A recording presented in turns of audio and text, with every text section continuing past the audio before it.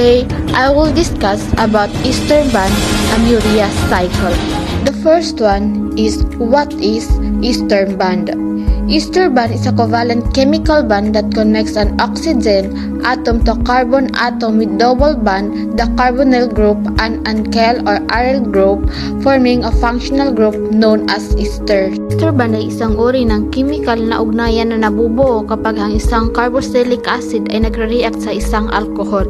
Sa madaling salita, ang ester band ay isang chemical na tali na nabubuo sa pamamagitan ng alcohol at asido, at ito ang bumubuo sa mga compound na tinatawag na ester. The number 2 is urea cycle.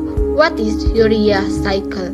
It's a series of chemical reaction that occurs in the liver to convert toxic ammonia, a byproduct of protein metabolism, into non-toxic urea for excretion by the kidneys and urine. Urea ay isang metabolic pathway sa ating katawan na nagtatanggal na labis na nitrogen mula sa mga amino acid. Ang amino acid na ito ay nagiging ammonia na nakakalasong sa katawan. Dahil delikado ang ammonia, kailangan nating gawing urea at ilabas sa ihi. Layunin gawing urea ang nakakalasong ammonia para mailabas sa katawan.